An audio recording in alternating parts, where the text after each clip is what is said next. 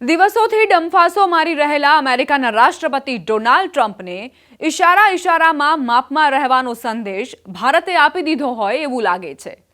Russia પાસેથી તેલ ખરીદીને લઈને ટ્રમ્પ વારંવાર નિવેદનો આપતા ફરે છે।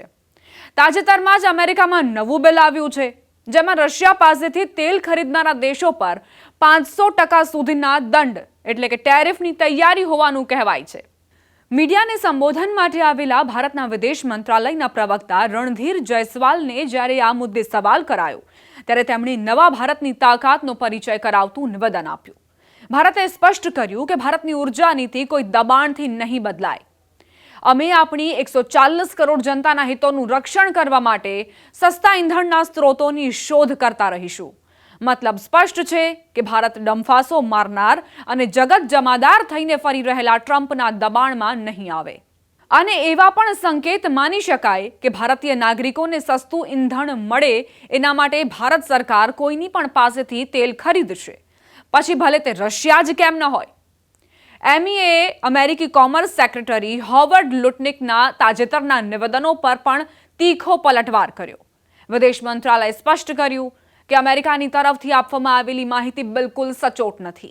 ભારતે યાદ અપાવ્યું કે બંને દેશો વચ્ચે 13 ફેબ્રુઆરી 2025થી જ ટ્રેડ એગ્રીમેન્ટ અંગે ગંભીર ચર્ચા ચાલી રહી છે।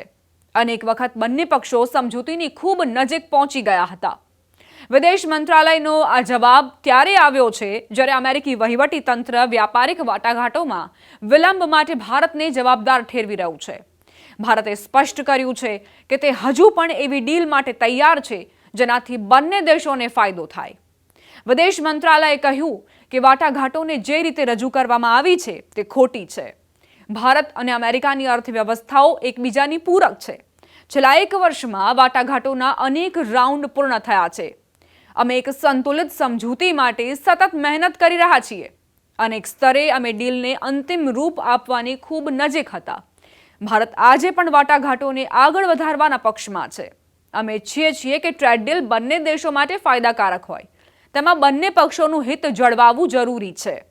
વિદેશ મંત્રાલયના મતે ભારત સરકાર અમેરિકાના સેન્કશનિંગ રશિયા એક્ટ 2025 પર નજર રાખી રહી છે। જયસ્વાલે કહ્યું કે અમારી ઉર્જા ખરીદીની નીતિ સંપૂર્ણપણે સ્પષ્ટ છે। અમે ગ્લોબલ માર્કેટના ઉતાર ચઢાવ અને અમારી જરૂરિયાતો અનુસાર નિર્ણય લઈએ છીએ। ભારત કોઈ પણ દેશથી તેલ ખરીદવા માટે સ્વતંત્ર છે। અમારી પ્રાથમિકતા સસ્તી ઉર્જા દ્વારા દેશની સુરક્ષા સુનિશ્ચિત કરવાની છે। ભારત પોતાની ઉર્જા જરૂરિયાતો માટે વિશ્વના દરેક બજારને તપાસી રહ્યું છે। અમે 140 કરોડ ભારતીયોની ઉર્જા સુરક્ષા સાથે સમાધાન નહીં કરીએ।